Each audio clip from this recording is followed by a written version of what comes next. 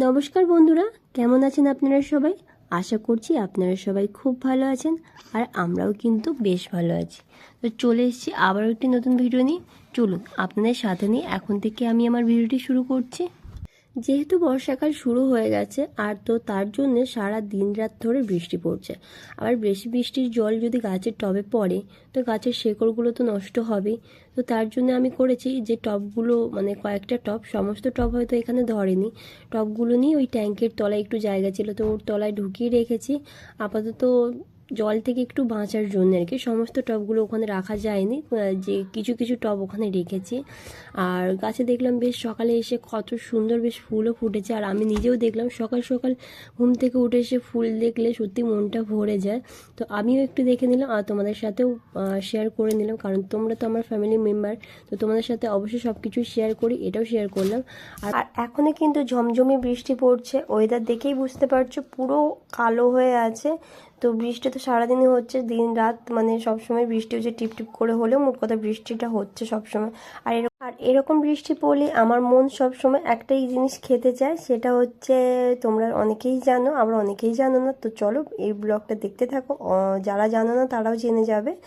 আর দেখা যাক, এখন তো আমার রান্না বান্না সেরকম কিছুই হয়নি, তো ইচ্ছে করছে ওই খাবারটাই রান্না করে আজকে খেতে। তো আমার বলে নয়, অনেকেরই এটা ইচ্ছে করে। তো দেখা যাক কি হয় না হয়, যেহেতু এখন আর কোনো রান্না বসায়নি, তো সবার তো মতামত লাগবে তাই না। আর আপাতত আশা করছি কেউ না বলে না, কোনো বাড়ি না বলে না আর না বলবেও না, কারণ বাইরের বৃষ্টি হলে এই মেনুটা আমাদের বাড়িতে প্রায় মাঝে মধ্যেই হয়। তো মায়ের কাছে কথাটা পারতে হবে, তো তার জন্য মায়ের কাছে এসে দেখি মা তো পুজো করছে এদিকে, আর মায়ের থেকে পারমিশন নেওয়ার পর তারপর কিন্তু তোমাদের দাদাভাইদেরকে জিজ্ঞেস করব।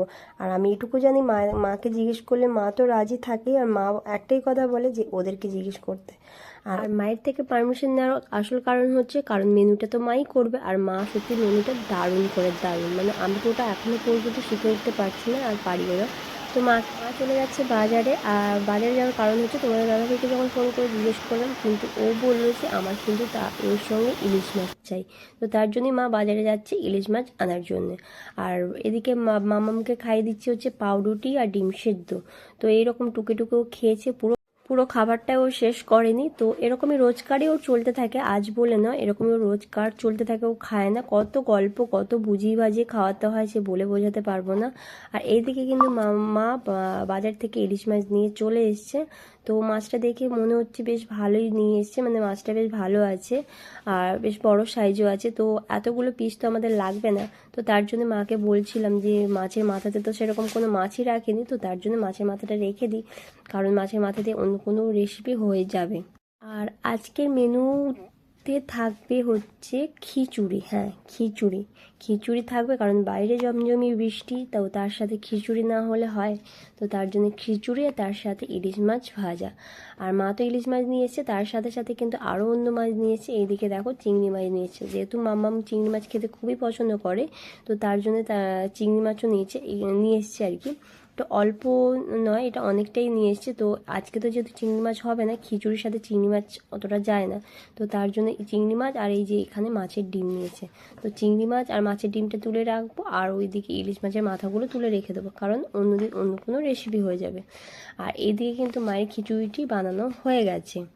তো তারপর মা খিচুড়ি বানিয়েছে, আর বাকি রান্নাগুলো মানে যে যা যা খিচুড়ির সাথে যাবে আর কি সেগুলো আমি করব। তো সেগুলো অলরেডি আমি কিন্তু পাশে বসিয়ে দিয়েছি। তো তার সাথে তোমাদের সাথে আগে শেয়ার করে নিচ্ছি যে খিচুড়িটা কেমন দেখতে হয়েছে। দেখতেও যেমন হয়েছিল খিচুড়িটা, খেতেও কিন্তু অসাধারণ হয়েছিল, সত্যি কথা কোনোবারে খারাপ হয় না আর খেতে ভালোই হয়। তো তার জন্যে মাকে বলা খিচুড়িটি বানানোর জন্যে। আর সত্যি এখনও ভয়েস দিচ্ছে আর এখনও আমার লোভ লাগছে। তো যাই হোক, খাওয়া তো হয়ে গেছে। আর এই দিকে কিন্তু আমি খিচুড়ির জন্য কেটে নিয়েছিলাম পটল, বেগুন, এগুলো সমস্ত ভাজা করব আর আলু ভাজা করব। তো এগুলো পাশে কেটে রেখেছি আর আস্তে আস্তে এক এক করে ভাজা করছি। আমি কিন্তু কড়াইতে আলু ভাজাটা বসিয়ে দিচ্ছি, আলু ভাজা হলে তারপর পটল ভাজা, বেগুন ভাজা আর মাছ ভাজাটা সবে শেষে করে নেব, কারণ মাছ ভাজার শেষে যে কারণ ইলিশ মাছ ভাজা আবার গরম গরম না খেলে ভালো লাগে না, তো তার জন্য সবার শেষে ইলিশ মাছ ভাজা করব। আর এতে কিন্তু মামামুকে আমি খেতেও দিয়ে দিয়েছি, আর কারণ তোমাদের দাদাভাই তোমাদের দাদাভাইরা ডিউটি গেছে, যেহেতু ওদের আসতে লেট হবে, তো তার জন্য আগে ভাগেই মামামুকে খাইয়ে দিচ্ছিলাম। আর সকালে যেহেতু ওই খাবারটা টুকে টুকে খেয়েছিল, খুব একটা খায়নি, তো তার জন্য একটু তাড়াতাড়ি ওকে মামামুকে খাওয়াতে বসিয়ে দিয়েছি। আর এদিকে দেখো খিচুড়ি, আলু ভাজা, পটল ভাজা, বেগুন ভাজা আর মাছ ভাজা। তো ব্যাস, আজকে কিন্তু খাওয়া দাওয়াটা পুরো জমে যাবে, মানে দারুণ, সবারই খাওয়া দাওয়া দারুণ হয়েছিল। তো কি মিথ্যে লাগছে, এইগে এইগে এইগে এইগে এইগে চলে চলে, আয় হাত দেখি, হাত এদিকে আয়।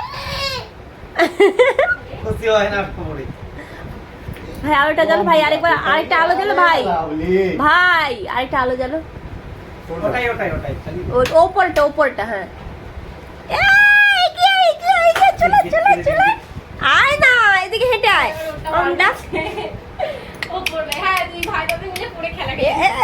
এই যেন মনে হচ্ছে সেই ওই জাদু জাদু, মুখটা দেখি,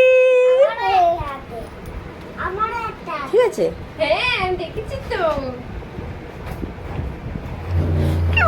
চলে এসেছি একেবারে রাত্রিবেলা, আর দেখতেই পেলে যে একটা ছোট্ট সদস্য রেনকোট পরে এসেছে, কারণ বাইরে প্রচুর বৃষ্টি পড়ছে। তো ওদের বাড়ি থেকে আমাদের বাড়িতে আসতে ওকে রেনকোট পরিয়ে নিচ্ছে, কারণ ছেলেটা ভিজে যাবে, তো তার জন্য পরে এসেছে। আর কি মিষ্টি লাগছিল না, পুরো জাদুর মতন লাগছিল। আমাদের দাদা ভাইয়ের যেহেতু কালকে ছুটি আছে, তো ছুটির দিন থাকলে, পরের দিন যদি ছুটির দিন থাকে, তো আমাদের এরকম অনেক রাত পর্যন্ত বাড়িতে আড্ডা দেওয়া হয়।